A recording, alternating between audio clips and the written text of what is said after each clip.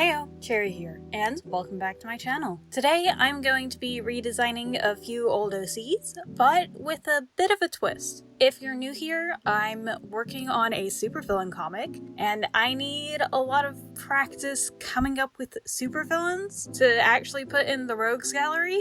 I thought it might be fun to turn these old OCs into supervillains. These designs aren't necessarily going to be making it into the comic. I just wanted to get some practice coming up with superpowers and backstories for my supervillains. First up is Seth, one of my oldest surviving OCs. He's definitely not the oldest OC I have, but he's the oldest OC I know about because he was the first art piece I ever posted to my Tumblr. And my Tumblr is my oldest surviving social media, so he's the best I got for now. Seth is a fire spirit, but I don't really want to have anything super magic-y in my webcomic, so I knew I needed to change up him a lot to make him make sense. When I first conceived of him, he was like a part of a science lab experiment where they kidnapped like fire spirits and water spirits and elemental spirits and stuff and experimented on them or something. So I thought maybe leaning into that sort of science experimenty thing would be cool. That's actually where he got his name from, if I remember correctly. He had some sort of serial number for a name. It was something like S24-F03 for like the 24th spirit and the third fire spirit that they had experimented on. And if you take S and F together and you try to pronounce it, you sort of get Suf, which sounds kind of like Seth. So that's where he got his name from. And I never got around to changing it because I just think it's really, really funny to have this like intimidating looking fire spirit with just like a normal name. But I did decide to lean into the science experiment thing for Seth's redesign. I made him a robot AI who gained intelligence and decided to hate humans and give himself fire powers.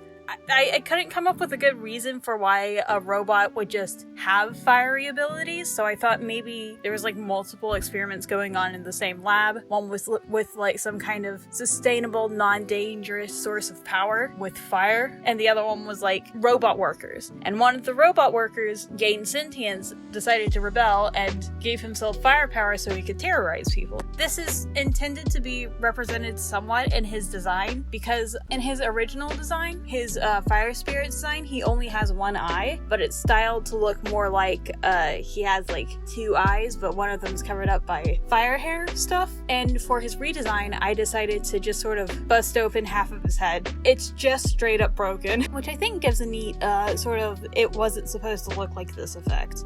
For his personality, though, I decided to pull more from a remake of his character that I did, because that actually has more characterization versus just like a weird scenario that just has a lot of things I like in it. It's from this one time where I made like a bunch of weird fantasy-ish characters exploring a forest they couldn't escape from. As a fire spirit in this world, Seth was supposed to be super intimidating, but he wasn't actually very scary at all. And so he went into the forest to try to burn it down or something, and he failed and he got trapped, and he ended up joining up with the protagonists to try to get out. I thought it would be very funny if I just made him wildly incompetent as a villain, just like in that sort of story. So here I've decided that he's just ineffective as a villain. He's got programming that prevents him from hurting human beings, and he never got rid of that programming because he can't. So he can't actually like threaten or hurt or allow human beings to come into harm or whatever. Additionally, the thermal energy fire stuff that he integrated into his body is specifically designed to not be, I don't know what the right word here is, not catch things on fire very easily. It's supposed to be like a thermal energy source that's less dangerous than regular fire. If there's a malfunction somewhere, stuff's not gonna catch on fire, you know? He has like all these scary looking fire powers, but he can't use them to damage buildings, and because that's not what they do, and he can't use it to hurt people because that's not what his programming does. So he's just kind of a nuisance. As evil as he looks, he's not very intimidating. For his design details that I picked, I did talk about the face a little bit earlier. I wanted to give him the lava lamp torso belly thing that one of the characters from Hell of a Boss, whose name I can't remember right now, has, because I just think it's a cool design choice, and I think it fits with his aesthetic. I also gave him 2 stripes down his torso that shows off that sort of liquid fire that he's fueled by. It's that non-lethal, non-dangerous thermal energy source that he integrated into his body. I also made those stripes symmetrical. They're supposed to be visually reminiscent of suspenders, because that's what he had in one of his designs, and I like suspenders. I think they're cool. Also, for the feet, I wanted to sort of vary up the silhouette a little bit, I guess. I didn't want his legs and his arms to both be these like robotic noodles, so I thought I might give him like big chunky feet to stand on, especially with the similar sort of silhouette towards how he looked previously, with those big baggy pants mostly covering up his shoes. They ended up looking kind of like lemon enhancers from Steven Universe, but I'm not that bothered by it. I think those look cool, and I think these look cool. That's Seth. He's very intimidating in this picture, but he's not very dangerous. He's more of a nuisance. Next up is this character, who's actually a Deltarune OC. If you have managed to dodge spoilers for so long, I applaud you. It's a video game I like a lot. At the very, very beginning of the game, and this is like what happens when you boot it up, so it's very minor spoilers, but at the very beginning of the game, you go into this character creator thing to make a vessel for you to play in. You don't end up playing as that vessel, but I really, really, really liked the vessel I made, and so I ended up making them into an OC. And then when I played the game again to play the weird route, I made a different vessel, and I also made that vessel into an OC, and this is them. This is the second vessel OC I made. I named them Hello World because programming reference. But obviously I can't have them be an empty vessel for a soul in my superhero webcomic. That doesn't fit at all. So I decided to change them up a little bit. I'm not going to get too much into Deltarune, Undertale, Gaster lore, but there is a lot to take inspiration from that I have.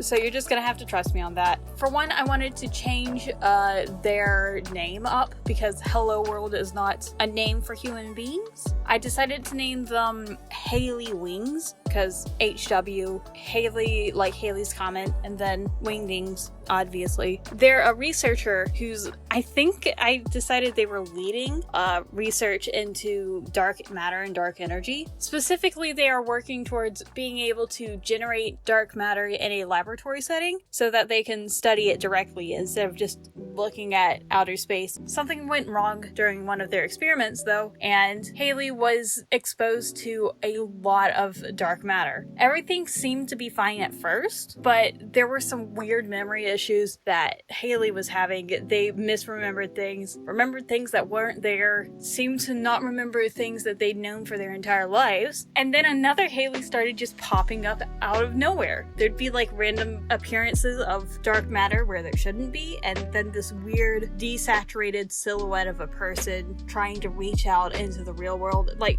really spooky horror movie stuff. And as it turns out, this was the real Haley Wings. The Haley that had been talking and interacting and living in this world since that accident was actually a different Haley from a different universe. I don't want to make the other Haley from like a shadow dimension or something. I'd rather them be from another dimension who is running the same experiment at the same time as our Haley was. And they had the same accident, and both Haleys were pulled out of their dimension. But while the other Haley was pulled into our dimension, our Haley was lost and trapped between dimensions, and they're just trying to get home. Obviously, the other Haley is sympathetic towards our Haley's plight, but our Haley is kind of violently trying to pull the other Haley into the nothing, into the void, basically. And Haley's not really fond of that. They just want to go home. So yeah, this is Haley. I think I'm gonna call it Haley Shadow, or Shadow Haley or something. I haven't decided on a name for them yet outside of Haley Wings, like a supervillain name. I'm just remembering that I was supposed to give them a striped shirt, and I forgot to put the stripes on the shirt.